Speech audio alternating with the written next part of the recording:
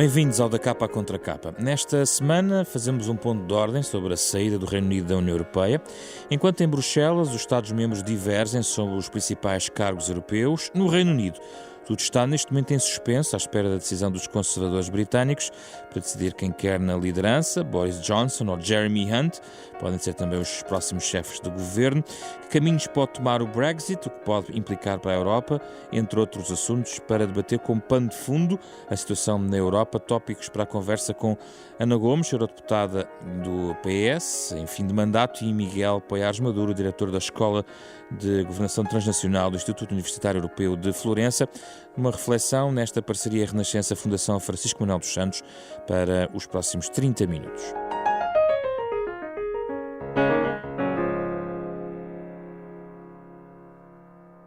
Muito obrigado pela vossa presença, é um gosto tê-los aqui no nosso programa.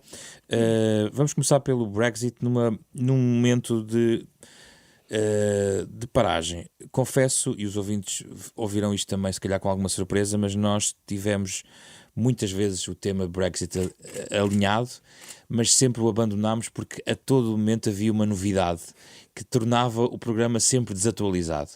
Agora acalmou um pouco, porque estamos todos à espera também um pouco do que vai sair do Partido Conservador Britânico. Ana Gomes, mas o que é que já aprendemos até agora com este processo do Brexit? Apenas e só que os britânicos são mais desorganizados ou menos planeados do que nós pensávamos no início? Bom, estamos todos a sofrer dessa fatiga do Brexit, isso é claro em Bruxelas, falando com toda a gente. Mas é verdade que o assunto não está resolvido e é da maior relevância para os britânicos, mas também para nós. Eu penso que houve uma evolução na opinião pública britânica. É preciso não esquecer que o referendo ganhou por uma margem mínima e que uma parte sensível da opinião pública britânica e designadamente as camadas mais jovens votaram contra o Brexit. Entretanto, todo este processo cheio de convoluções acabou por consciencializar mais gente. E hoje há muitos cidadãos britânicos que reconhecem que nem sabiam o que é que estavam a votar e que votaram por ser contra ou para expressar um ponto de vista contra o governo da altura e não necessariamente sabendo das implicações. Conta-se até aquela história que no dia a seguir ao voto, muita gente na Grã-Bretanha foi ver ao Google o que era isso da União Europeia. Significativo de que, de facto, as pessoas não percebiam as implicações. Eu acho que hoje a população britânica já percebeu, mas há um grupo de gente do Partido Conservador, mas também alguns do Partido Trabalhista, e esse é um dos dramas ali, que de facto alimentam a ilusão de que é possível voltar ao control, get back control, dizem eles, e a pretexto de que, voltando às fronteiras nacionais, se conseguiria controle. Ora, isto é uma falácia, porque face aos problemas, aos desafios transnacionais com que hoje estamos confrontados, desde os aspectos da segurança, o que era a Grã-Bretanha sem, por exemplo, a segurança de fronteiras da França, por parte da França, ou às questões, por exemplo, da governação a nível global, o digital, na era digital, as questões das alterações climáticas, em que, obviamente, nenhum país sozinho vai fazer a diferença e vai sobreviver. Precisamos mais do que nunca da União Europeia. Mas a questão a fazer com esse desencanto ou essa tomada de consciencialização tardia é que já houve um referendo. Já houve um referendo, mas os referendos, tais como as eleições, não ficam cravados na pedra. Mas esse é um argumento. É um argumento completamente que é uma falácia, porque então votávamos uma vez e não votávamos mais, que é durante quantos anos? 50 anos? Também há o argumento ao contrário. Vamos fazer referendos até dar o resultado que queremos. Votámos regularmente, aos 4, aos 5 anos, exatamente porque a opinião pública, a vontade do povo vai mudando consoante a informação. Portanto, essa ideia de que é preciso cumprir o Brexit é uma das ideias a que se agarram os hardliners do Brexit. Mas a sensação que há em Bruxelas neste momento, devo dizer-lhe, relativamente à perspectiva de Boris Johnson vir a ser o próximo primeiro-ministro, é que é um tipo, como toda a gente sabe, volátil, oportunista, trapalhão, é que ele vai ganhar o concurso interno no Partido Conservador para ser primeiro-ministro, tudo indica. Na base de uma campanha pró-Brexit, e depois no poder vai acabar por trair isso. Os meus colegas britânicos que voltaram ao Parlamento Europeu, não é? Aqueles que foram reeleitos, estão perfeitamente convencidos que vão lá ficar, porque à medida que nos formos aproximando da data... E também do Labour? Sim, de ambas as fações? Sim, estão convencidos que vão lá ficar. Porquê? Porque eles acham que cada vez mais, ao aproximar-se a data de outubro, mais então a classe política britânica encontrará todas as desculpas para de facto não sair, porque não há de facto renegociação possível do tratado. Não é aquela ideia que o próprio Labour, ligado ao Corbyn, e aqueles que estão por trás do Corbyn alimentam, de que poderiam fazer uma outra negociação, que poderiam fazer um outro acordo que, por exemplo, livrasse do chamado backstop, que é uma questão essencial por causa da fronteira na Irlanda, entre a Irlanda do Norte e a Irlanda. Eles sabem que isso não é possível e, portanto, com o aproximar desse tempo, com os alertas que as próprias empresas, as corporações, as associações empresariais estão a lançar das implicações económicas, cada vez mais vão fazer marcha atrás sobre a decisão porque a alternativa seria, de facto, colocar a Grã-Bretanha no fundo do precipício, não era em cima. Era no conversa. O que é que aprendemos com este processo, Miguel Paiás Maduro, até agora? Eu concordo com grande parte, se não a totalidade, daquilo que a Ana Gomes disse. Eu acho que a primeira coisa que aprendemos e que os próprios britânicos aprenderam é que a resposta para o grau de interdependência que nós já temos no mundo de hoje não pode ser tentar encerrar as nossas fronteiras. Isso só seria possível se nós estivéssemos disponíveis para abdicar de tudo aquilo que a interdependência nos oferece. O problema dos britânicos é que eles estão a ser confrontados com o facto de que eles não querem perder essas vantagens da interdependência. Eu costumo dizer, abdicar disso era um bocadinho como alguém deixar-nos no meio do deserto, onde ninguém não nos pode impor nada fisicamente e dizer, sou livre para finalmente ser e fazer o que quero. Não é assim, porque nós somos seres sociais, portanto realizamos-nos com os outros em relação com os outros, e no mundo em que vivemos hoje, essa relação com os outros ultrapassa as nossas fronteiras em muitas dimensões. Portanto, nós temos muitos ganhos dessa interdependência. Acesso a imensas coisas que não tínhamos antes, maior liberdade de escolha.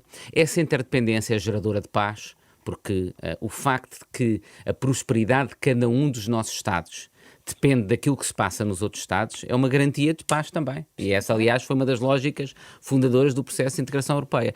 Portanto, a verdade é que isto nos ensina que não é possível voltar a ter um controle e uma total autonomia política dentro das fronteiras de um Estado, mantendo as vantagens do processo de interdependência que decorre da globalização, mas também da digitalização da nossa sociedade. Não é um processo apenas decorrente da globalização económica. Hoje em dia é social, é tecnológico, em imensas dimensões. E é isso com que os britânicos estão a ser confrontados.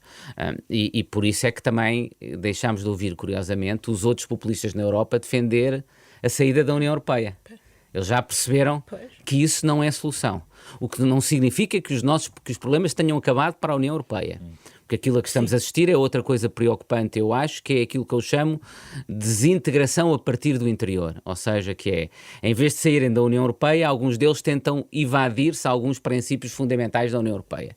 Aquilo que está a acontecer na Polónia, na Hungria, em Malta, na Roménia, na Eslováquia, com evasões, no fundo, a tentativa de escapar e de colocar em causa princípios fundadores da União Europeia ao nível do Estado de Direito, da democracia. Que fragmenta as próprias famílias políticas tradicionais. Sim, fragmenta o que se pode ver políticas. depois na representação eleitoral e no hemiciclo. Esse é outra das coisas que Não estamos a fragmenta aprender. suficientemente, do meu ponto de vista. Essa é outra das coisas. Essa é uma visão otimista, que se calhar a realidade política e a organização política que temos necessitava talvez de alguma... também está um bocadinho, como eu costumo dizer no futebol, cartelizada, e portanto se calhar a única forma de descartelizar, de combater estes cartéis políticos também mas tem custos, e estamos a assistir, sobretudo se os movimentos políticos que crescem são movimentos radicais, que é aquilo que temos assistido. Felizmente vimos nestas eleições para o Parlamento Europeu movimentos políticos não radicais, com uma mensagem claramente pró-europeia, claramente de abertura, de defesa de uma sociedade aberta, a terem grande sucesso. Foi assim com os liberais, foi assim com os verdes, e isso, do meu ponto de vista, é importante, mas significa um desafio para os partidos tradicionais, como aquele a que eu pertenço e a Ana Gomes pertence, que têm tido grande dificuldade em adaptar-se àquilo que são as novas fronteiras ideológicas, que são fronteiras muito menos em termos de esquerda-direita tradicional e muito mais daqueles que defendem uma sociedade aberta e interdependente e daqueles que defendem um regresso às fronteiras nacionais, seja através do proteccionismo económico, seja através do combate à imigração, seja através de uma leitura muito mais conservadora dessas sociedades. Os partidos tradicionais têm dificuldade de adaptação a esta nova realidade. Porquê? Porque o seu eleitorado sociológico tradicional, ele próprio está dividido sobre estes temas.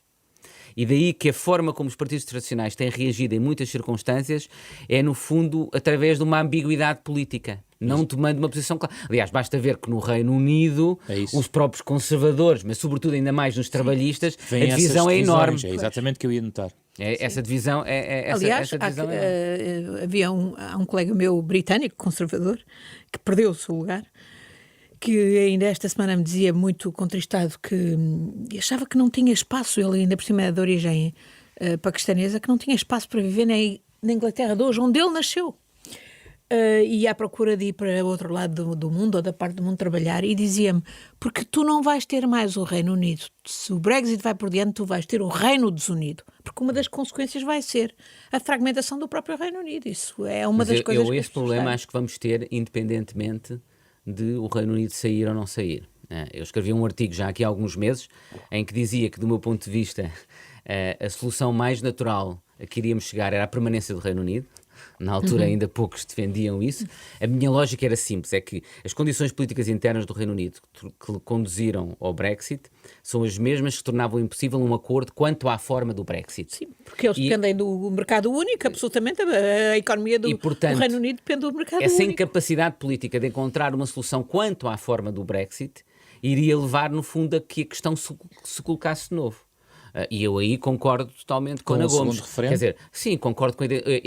Não há uma democracia que não permite mudar de opinião, deixa de ser uma democracia. Portanto, a democracia, por definição, exige a possibilidade de mudar de opinião. Agora, é verdade que tem de existir do ponto de vista político, algo que permita à autoridade política, que dê uma autoridade política, uma credibilidade política, a ideia de vamos voltar a submeter isto a uma nova decisão. Eu acho que isso vai acontecer em breve através de eleições legislativas no Reino Unido. Uma espécie de segundo referendo. Ou seja, sim, são as eleições, mas que no fundo falem como um segundo referendo. Como um segundo referendo. O que eu acho que vai acontecer é que o Boris Johnson vai tentar e vai agravar do ponto de vista negocial e ter uma tática muito mais agressiva do ponto de vista negocial, que vai ameaçar com o hard Brexit. Isso também podemos falar Embora disso. o Parlamento britânico tenha votado no sentido de várias vezes disso não poder acontecer.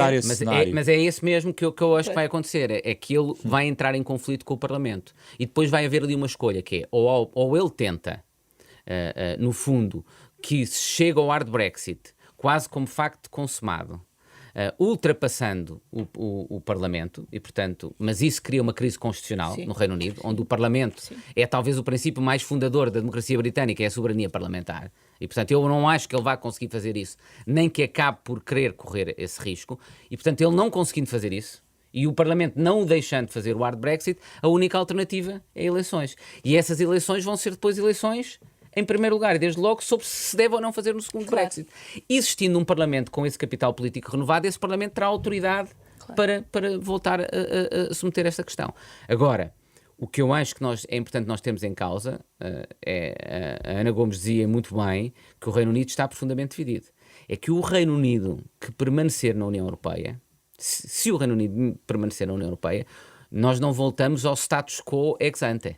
Ou seja, é um Reino Unido profundamente, ainda mais fragilizado, ainda mais polarizado politicamente e que, portanto, tenderá a trazer essa polarização, essa radicalização, tenderá a contaminar o funcionamento da própria União Europeia. E por isso é que eu acho que a União Europeia se houver se tem de Brexit preparar. também acontece. Também Quer dizer, acontece aí temos ao contrário, a divisão mas mesmo. Quer dizer, a Escócia tornando-se independente e depois, eventualmente, a própria Irlanda do Norte podendo votar, juntar-se à Irlanda e mas aí o próprio impacto na Wales, União Europeia será mais limitado. A minha Sim, preocupação, neste caso, atenção, eu sou favorável à permanência. Eu também sou favorável à permanência. Mas eu acho que a União Europeia se tem de preparar precisamente para os riscos dessa Estava permanência. de ouvi-la sobre isto. E o que eu vejo hoje é que há muita gente, e designadamente em França, que está de tal maneira...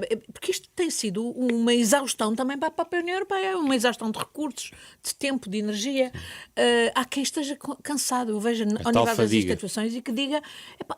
que saiam e que nos desamparem a loja, que nos larguem. Não chateiem mais, pronto. Há pessoas, há líderes na União Europeia neste momento que defendem eles o hard Brexit. Exatamente, exatamente.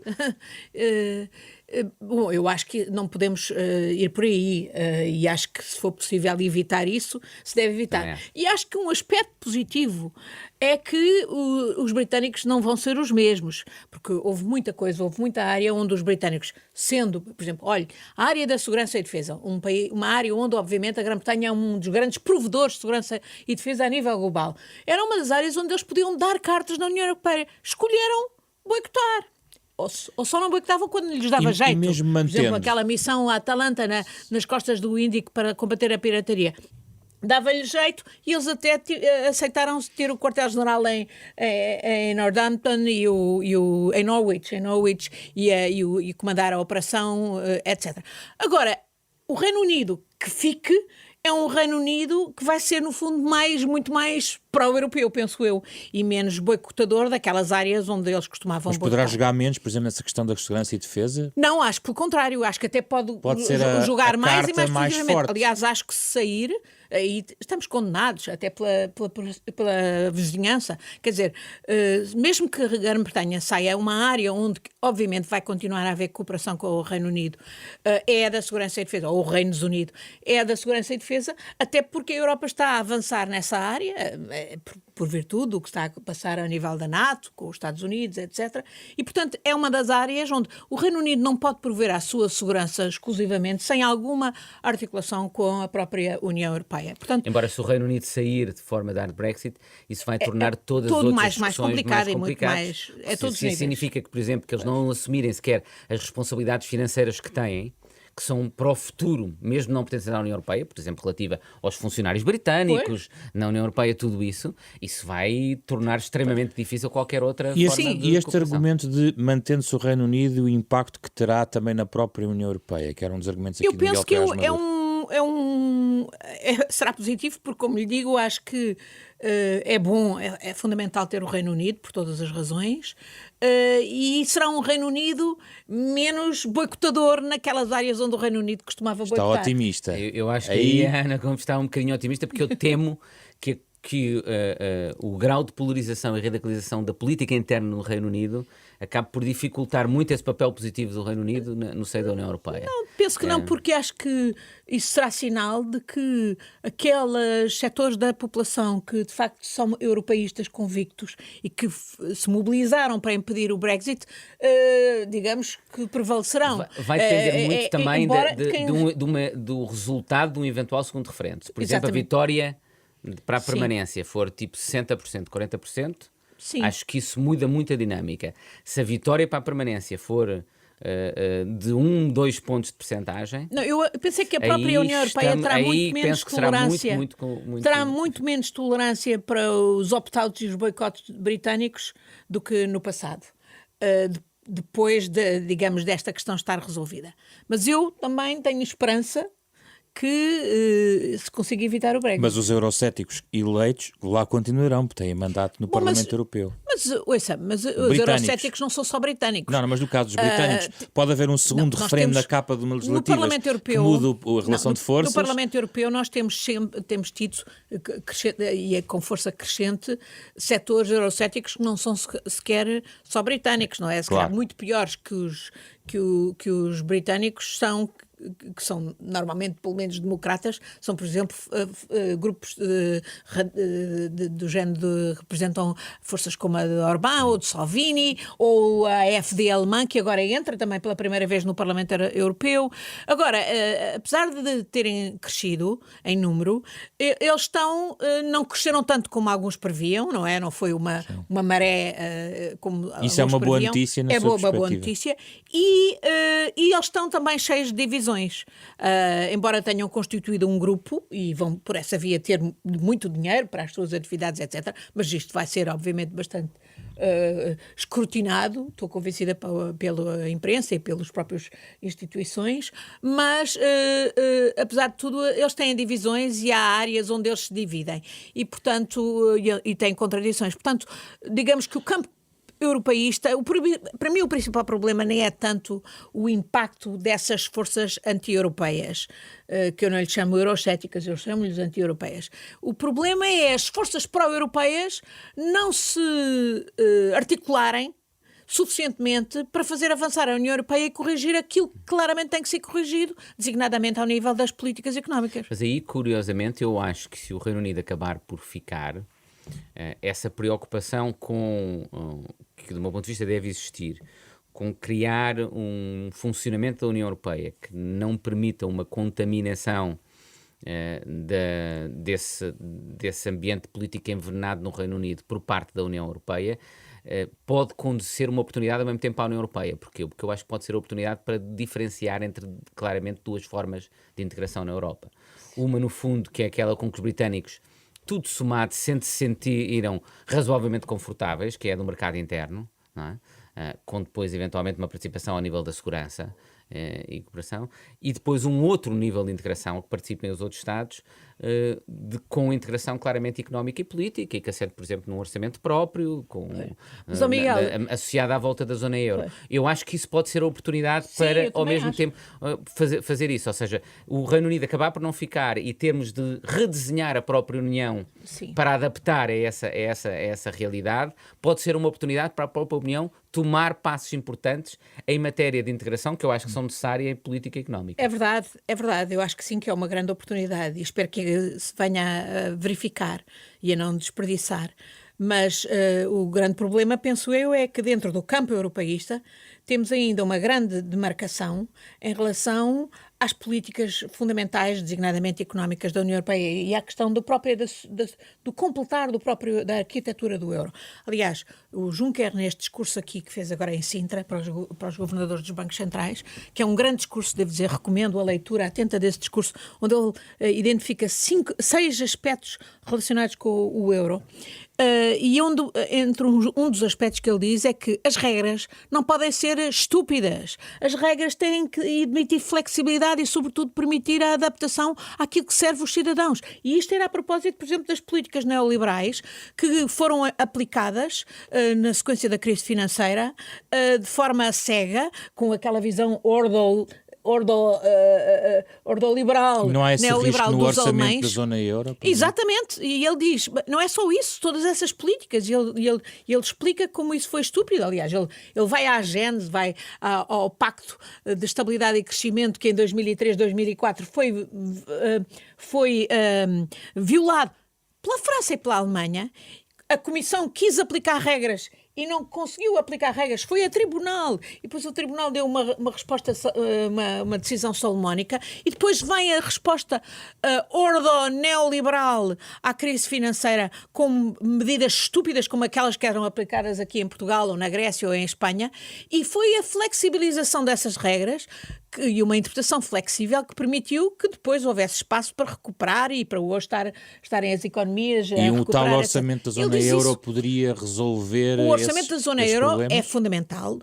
é uma questão fundamental, mas não é a única. É evidentemente como a questão do instrumento. orçamento da zona euro, mas aí também há duas visões. Há a visão que quer um orçamento substancial que efetivamente permita lançar o investimento e fazer e também uma Reformas estruturais. Uma reforma estrutural e no social, e há a visão dos tradicionais da visão ordo-neoliberal, a Holanda, mas por trás a Alemanha, dizer não, um orçamento pequenino que não vai mais além. Que... Isso não foi totalmente resolvido Isso não neste está Conselho resolvido. Europeu. Isso não está resolvido. Houve uma reunião dos ministros do Eurogrupo, que era justamente suposta a resolver isso, e a questão da garantia de depósitos, que seria o completar da União Bancária, e mais uma vez isso não se resolveu porque continua a existir essa dicotomia que no fundo está dentro do próprio campo europeu. E O essa questão tem que parágrafo ser do Conselho resolvida. Europeu sobre esta matéria é muito evasivo. Pois, diga-se de é passagem. completamente mesmo invasivo. assim é por se move. Não é? Tem vindo a mover-se. Repara, Pouco e pouco.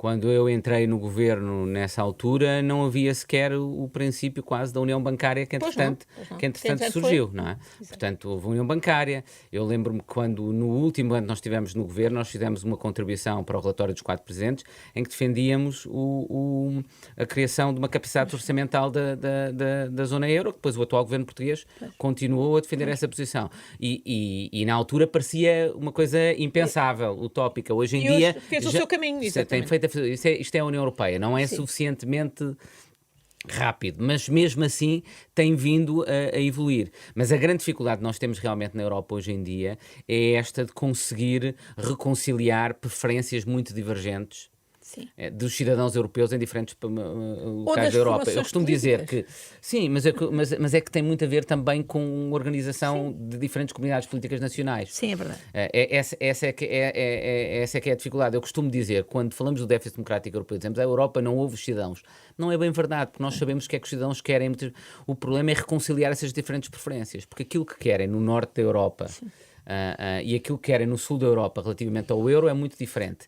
Aquilo que querem no leste da Europa e aquilo que querem no ocidente da Europa relativamente à imigração e aos refugiados é muito diferente. Todos querem prosperidade. Todos querem, mas a forma como se chega a isso... Exato. E tem muito a ver com as narrativas, não é? Diferentes opções. Tem muito a ver com as narrativas e, de facto, eu acho que essa perspectiva que o Miguel estava a dizer do norte da Europa por oposição ao sul, que de resto perpassa nesse discurso do Juncker a que eu fiz referência, tem a ver com a narrativa que é construída e reproduzida e replicada nos países do norte da Europa e que está na base daquela ideia de que os do sul são todos preguiçosos, não trabalham, não sei o quê. Aliás, é uma narrativa normal entre credores e devedores, não é? Os devedores muitas vezes acham que foram os credores que lhes fizeram o crédito excessivamente fácil e que isso levou ao endividamento, e os credores acham que foram os devedores que não foram irresponsáveis. E no fundo ambas as coisas são verdadeiras, não é? Pois, mas e era isto que nós precisávamos, mas é muito difícil.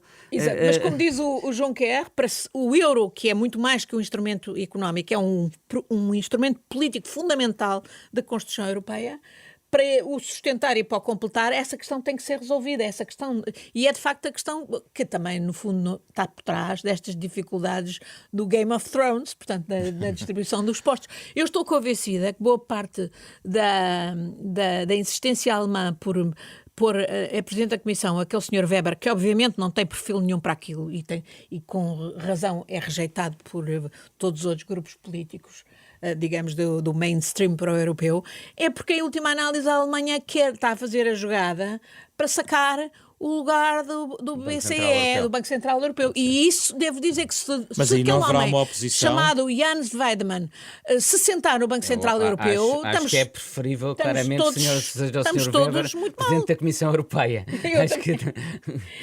Para países como mas nós... neste momento já agora os cargos... Eu acho que um sujeito como o Weidmann, sim, que teve as posições mais inacreditáveis em todas estas crises, no Brexit, na perspectiva... O Sr. Weidmann, para os ouvintes lembrarem, é o Presidente presidente do Banco Central Alemão e é um dos expoentes candidato a presidente do Banco Central Europeu. Enfim, não mas isto torna-se mais difícil o exercício porque no tal campo europeu agora já não é só uma conversa dos socialistas, dos social-democratas, é também os liberais e até os verdes. Que não é mais difícil, é mais, até talvez haja oportunidades de a dificuldade é que eu acho que há congregações positivas. Há três coisas que vão ter de ser reconciliadas, do meu ponto de vista. A primeira é que tem de haver uma distribuição equilibrada de acordo com o peso político destas três forças políticas. Não é? E também dos verdes, que subiram eventualmente verdes com liberais, com o Partido Popular e com o Socialista de um lado. Segundo, isso tem de ser feito na medida do possível, respeitando, em alguma medida, a posição e a ideia do Spitzencandidate, que era uma evolução importante e que o Parlamento Europeu defende e que, no fundo, valorizou as eleições europeias. E, portanto, simplesmente abandonar isso... Os cabeças de lista são, no fundo, os candidatos de primeira linha para o cargo de presidente da Comissão. Um programa de ação, não é? Simplesmente abandonar isso é complicado. E o terceiro aspecto é que, tendo a Alemanha um dos Spitzenkandidates e do grupo político mais votado, alguma coisa a Alemanha terá de obter no final disto tudo. Mas, Miguel, eu acho... a quadratura, não é do círculo, mas deste triângulo, não é fácil de fazer. Mas eu cá penso que na Alemanha escolheram o Sr. Weber, que sabem que não tem perfil nenhum e não tem experiência nenhuma de governo, etc., para comprometer o processo do Spitzenkandidaten. Porque há muitos governos, olha, a começar pelo francês, que não gostam do Spitzenkandidaten, porque no fundo é retirar poder ao Conselho, aos governos, reforçar a legitimidade há uma forma de da salvar Comissão. O processo, que é, eventualmente, que seja um dos outros Spitzenkandidatos ficaria com o Presidente da Comissão. Sim, mas agora mas há também concorrentes fora desse quadro. Mas para isso ter-se-á de dar alguma coisa ao PP. Eu aqui há umas semanas dizia que a única alternativa que eu via nesse contexto era se conseguissem convencer a Sra. Merkel a ser Presidente do Conselho e, eventualmente, a Sra. Verstager, por exemplo, podia ser Presidente da Comissão. Olha, esse era o meu ticket. Mas não sei. O seu ticket era Merkel como Presidente do Conselho Europeu? Era Verstager, Presidente da Comissão, e Merkel, Presidente do Conselho Europeu. Mas devo dizer que desde que há dias vi a Sra. Merkel a tremer, e pode dizer que é da falta de copo d'água, mas obviamente não é. Percebi porque é que os meus colegas alemães todos me garantem que ela não vai ter nenhuma função. O que eu também tenho ouvido é que ela não quer. E a Alemanha muda depois. A minha última questão é esta: a Alemanha pós-Merkel. A Alemanha está a mudar. A Alemanha é um problema. A Alemanha está a mudar. Esta senhora que substitui a senhora Merkel não tem nenhuma ideia da Europa, nem é para a Europa, é da Europa, segundo dizem vários colegas alemães. Não tem, portanto, a sensibilidade, com todas as suas hesitações que a senhora Merkel indiscutivelmente tinha, uma sensibilidade também ganhou. Se nós recordarmos da Merkel no início, também nos citava. Sim. Então, por contraposição com o Helmut Kohl... Doutora Ana Gomes a defender a doutora Angela Merkel ao fim destes anos todos. Eu também ouvi os mesmos receios muitas vezes... Critiquei-a numas coisas e defendia noutras. Olha, por exemplo, em relação à atuação dela em relação aos refugiados em 2015, eu sempre a defendi. Foi aí que ela se calhar ganhou um lado da Europa que não estava propriamente do lado dela. Eu acho que ela é europeísta, até porque ela sabe bem o valor da Europa, tendo ela vivido fora da Europa, fora de um regime democrático vindo da Alemanha de Leste. Eu acho que essa experiência é marcante, obviamente. Mas como é que será a Alemanha sem Merkel? Porque foi uma personalidade muito marcante nos últimos anos. Não, a mim o que me preocupa mais, ainda hoje vinha a ler, por exemplo, é neste momento, já até há candidatos, há presidentes de câmaras de algumas cidades na Alemanha que têm que ter proteção reforçada porque estão sob ameaças de morte de forças nazis. É a própria violência que está a surgir, não é só contra refugiados, é contra os judeus, é terrível o que está a passar em alguns países da Europa Central. Mas também estamos a assistir a uma reconfiguração interessante. Eu acho que vai ser... interessante ver o que é que se vai passar com o Partido Popular. A nova líder não parece gerar muita confiança. Já se fala da possibilidade dela ficar como líder do partido e apresentarem um candidato diferente a chanceler. Não é claro? Entretanto, o próprio Partido Popular na Alemanha tem tido novidades interessantes. Há um estado, por exemplo, em que está em coligação com os verdes. Não sei. O que é Alemanha tem os verdes, é a subida dos verdes na Alemanha, sem dúvida. E os verdes transformaram-se num partido que eu devo dizer muito interessante na Alemanha. É um partido com uma componente parte liberal, parte com uma preocupação muito grande, muito europeísta. E portanto, com uma preocupação também de integridade, coisa que infelizmente não têm nem o PPE nem o Partido Social Democrata. E é por isso que estão a descer, ambos, não é? E Mas ambos desceram convergem na ideia de uma necessidade de um Presidente do Conselho Europeu de perfil elevado.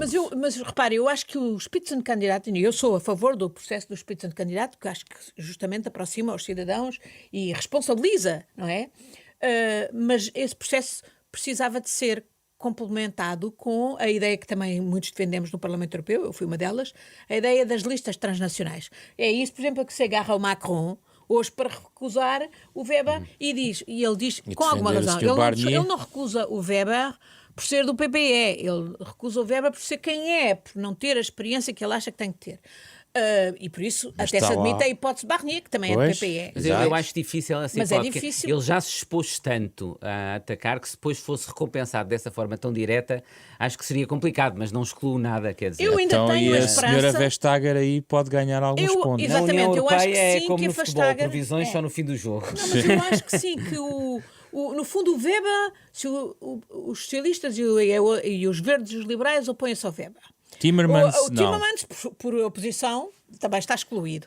E, na minha opinião, também não. Barnier é uma carta de Macron. A Vestager é a Spitzenkandidat, ou a Ska Keller dos Verdes, são duas mulheres. Aliás, acho que é a altura, de facto, da Comissão ter uma mulher à frente. Acho. Pela experiência que eu tive no Parlamento Europeu com a Vestager, é uma mulher ao longo cheia da de capacidade de decidir. Na minha opinião, ela salvou a Comissão Juncker logo no princípio, quando foi atrás, disse à Irlanda que fosse buscar o dinheiro que tinha feito poupar à Apple e a outras grandes empresas em impostos não cobrados. É uma mulher com poucas a capacidade de independência em relação à França e à Alemanha. Ainda agora, aliás, agora é possível que isso a penalize neste momento. Aliás, dizem que a razão porque o Macron se opõe à Vestager é porque ela boicotou o projeto de fusão da Alstom com a Siemens em nome da dos grandes concorrência campeões e em nome europeus, dos que na consumidores. realidade são campeões franceses e alemães, que é o em problema nome do interesse dos consumidores tem. E, portanto, da concorrência. Portanto, é uma mulher com coragem, é uma liberal dinamarquesa, mas uma liberal social-liberal, e é uma mulher, eu devo dizer que as relações que tive com ela, fiquei com uma excelente E no impressão. Conselho Europeu, já agora, já percebi que Vestager também podia ser uma boa solução. Acho que... Não tem bem... Não. Para Presidente do Conselho Europeu. Eu estou a dizer, a sua opinião sobre o Conselho Europeu, já que Vestager, se calhar na sua opinião, podia ser uma boa Presidente de Comissão. Da Comissão. No Conselho Europeu, não, neste momento, a minha hipótese original teria sido a Merkel, mas acho que a Merkel não aceita. Mas tem que ter todo. Um perfil elevado. Não, tem que ser. A tradição no ou... Conselho Europeu é que seja um ex-primeiro-ministro ou até um dos atuais Por isso é que se falou António Costa. Sim, com certeza. António Costa só não é se não quiser, mas não quer porque tem aqui depende do equilíbrio entre as famílias políticas, não é? Do que é calhar ao Partido Socialista. Eu só espero que não seja, que não vão buscar um sujeito desqualificado que um dia destes vai preso, que se chama Joseph Muscat. Não estou a dizer isto por acaso, porque correm rumores o ex de sim, Malta. Malta.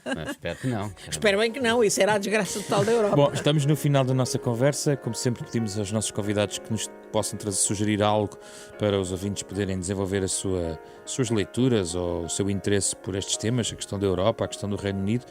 Entretanto, foram pensando no assunto. Miguel Poiares Maduro? Eu sugeria 2 livros, um pouco na mesma lógica. O primeiro chama-se As Origens da Política, de um arqueólogo italo-americano chamado George Bucellati. E é um livro que explica que, no fundo, a política surgiu na Mesopotâmia, de acordo com ele, em correspondência com a criação dos espaços urbanos. Ou seja, quando as pessoas deixaram de se agregar por pertencerem a famílias, a tribos, mas sim a partilharem um território e certos recursos. Essa partilha de um território e certos recursos gerou interdependência num contexto de diversidade, em que já não podiam fazer apelo às regras da família ou da tribo para decidir os seus conflitos sociais. E, portanto, é isso que dá origem à política. E eu acho que isso explica o tipo de desafio que nós temos hoje. Nós hoje temos uma interdependência para lá dos nossos Estados, que exige formas de política para lá do nosso Estado que são difíceis de nós construirmos e desenvolvermos.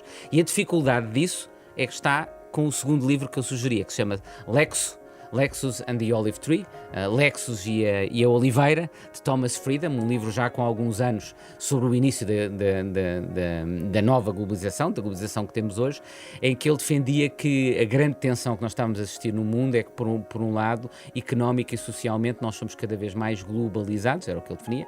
Eu uso a expressão interdependência, porque essa interdependência por vezes não é necessariamente a nível global, mas está para lá do nosso Estado, e por outro lado, isso leva a que muitas vezes a reação ao nível identitário seja cada vez mais local. E essa identidade, esse reforço das entidades locais, torna por sua vez difícil essa construção das formas políticas que essa interdependência para lá do Estado nos exigem. Ana Gomes, sua sugestão? A minha sugestão é de lermos as investigações de um grupo de jornalistas que se uniram para nos dar as chamadas Forbidden Stories, histórias proibidas. E, em particular, as últimas relacionadas com o lado mais pernicioso da indústria mineira, em que há cidadãos e, em particular, jornalistas mortos por tentarem expor as perversões do lucro. Por exemplo, há 3 casos, na Índia, na Tanzânia e na Guatemala, que levam a que este conjunto de histórias tenham o título de o sangue verde. Eu acho que é muito importante na altura em que nós estamos a repensar a governação do planeta para fazer face às alterações climáticas, olharmos para aqueles setores da indústria que têm a ver com o modo consumista desenfreado que caracteriza o capitalismo na forma atual e procurarmos de facto impedir estes fenómenos mais perversos. A exposição disto é realmente muito importante, ainda bem que há jornalistas de investigação que nos ajudam a conhecer contra tudo e contra todos os meandros destas histórias sinistras. Tenho 30 segundos só, porque então na sequência disto eu sugeri um site que não é diretamente sobre o Brexit, mas que é muito interessante, chama-se idealist.com, para quem quiser estudar, trabalhar ou exercer de voluntariado em ações de interesse público. É um site americano para qualquer pessoa que é um idealista e quer trabalhar para o bem comum. Pode ir lá e encontrar imensas coisas que pode fazer. As sugestões de Ana Gomes e Miguel Paiares Maduro no final desta conversa, onde fomos do Reino Unido até toda a União Europeia, num programa de parceria da Renascença com a Fundação Francisco Manuel dos Santos, que pode ouvir sempre aos sábados às 9h30 da manhã e depois nas plataformas digitais habituais, na versão podcast integral, também em rr.sap.pt. Fizeram este programa Carlos Vermelho, Ana Marta Domingos, Carlos Schmidt, André Peralta e José Pedro Frazão. Regressamos na próxima semana com outro debate.